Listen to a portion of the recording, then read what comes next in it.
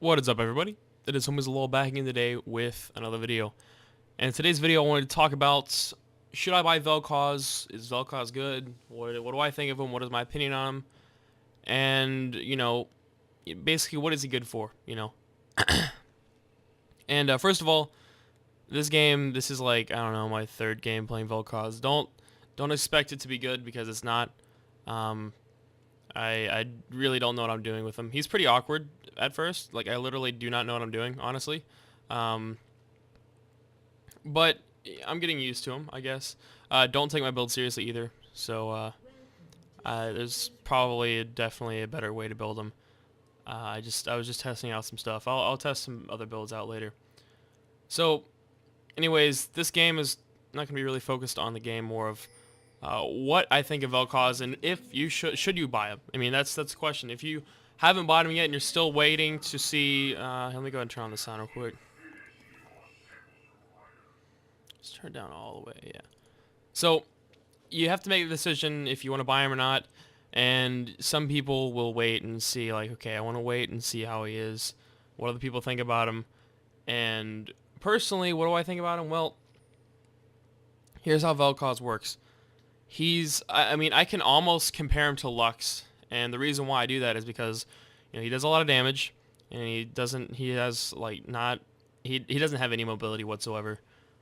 He's really bad at, like, he just, all of his skills are skill shots. That's the same thing with Lux, and that's just the way he is. He has zero mobility, and in fact, Lux is a lot less squishy because of her shield, and I think she scales a little bit better on health. I'm not sure. I haven't really checked into it, but all I know is that Lux is not as squishy as Vel'Koz is. But I think Vel'Koz, he does sacrifice all of his mobility and being really squishy for all the damage that he does do. Because in this game you'll notice that I think a lot of people were underestimating my damage, and especially when I get ganked by Lee Sin. But I feel like, I don't know. I mean, there's still a lot of things that I'm very unsure about him.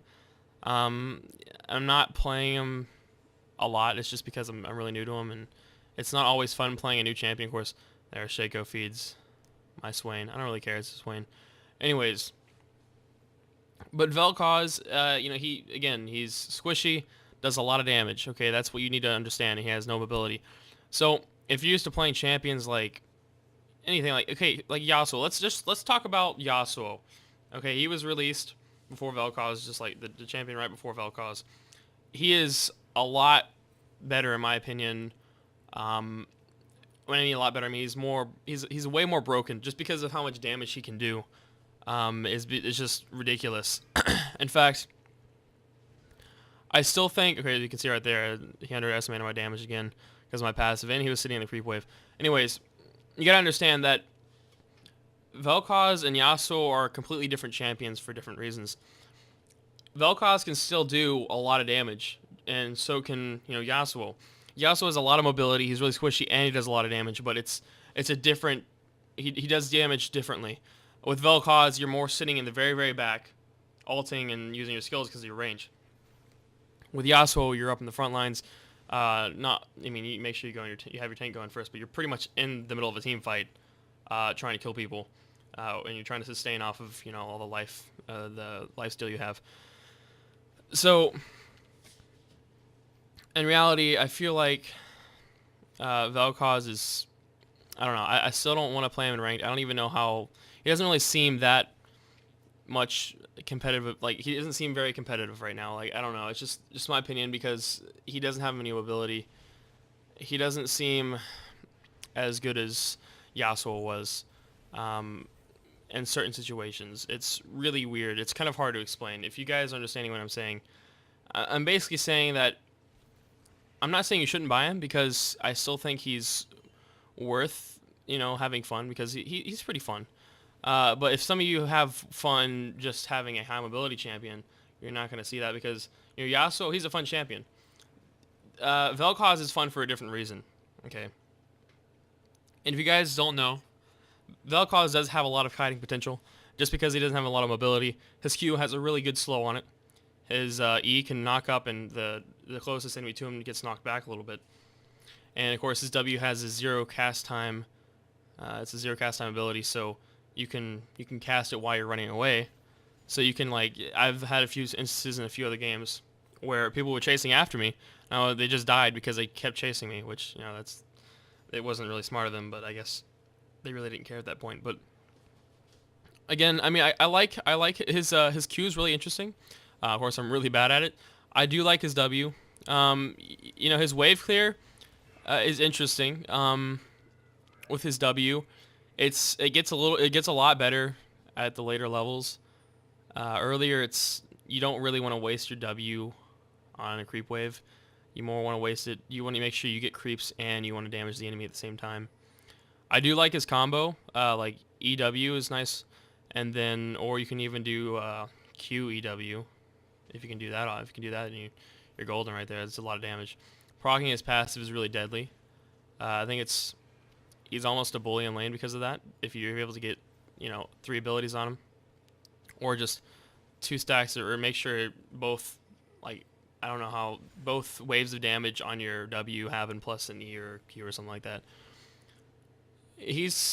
I wouldn't say, I mean, honestly, I think it would be worth buying him. I mean, I bought him on just because I wanted to try and get him now. I think I'd die here. No, I don't. Okay. Yeah. Of course, you just got to remember that he doesn't have mobility.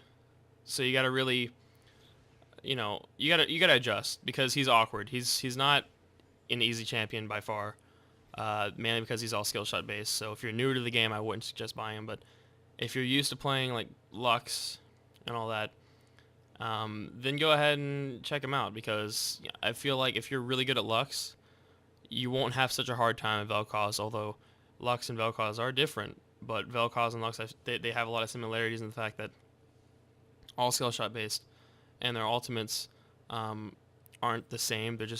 They're alike in some respect. And of course, both of their passives do damage, but I do prefer Vel'Koz's passive more because it does true damage. So it will do more damage in the end. I get pissed right here because we lose 2 of those guys. Whatever. And then I think I die up here because we just went too ham. Stayed too long. Mid laner came up, killed me. Whatever. Anyways, guys, I'm not gonna really show the rest of this game. I'm just letting you guys know that I'm enjoying Vel'Koz to an extent. He's not broken by any means.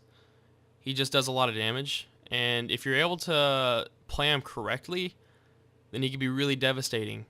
But if your team isn't able to engage for you, and you're forced if you're not able to sit in the back lines, and people can't peel for you, you're gonna have a hard time because all the enemy team has to do is sit on top of you, and you die really fast.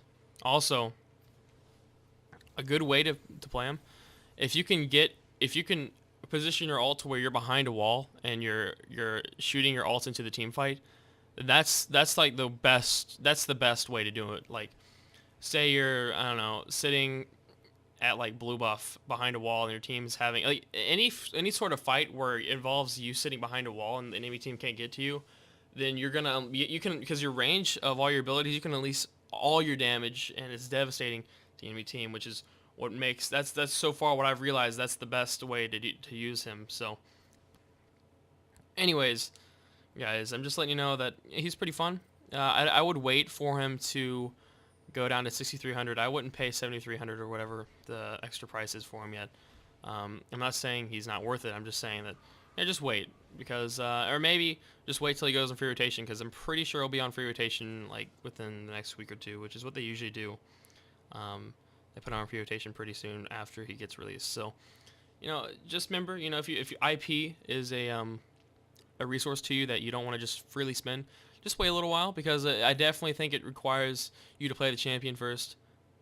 Just maybe if you're comfortable with him, and remember, your first game isn't going to be good at all, because he's pretty hard just because of all the skill shots it requires.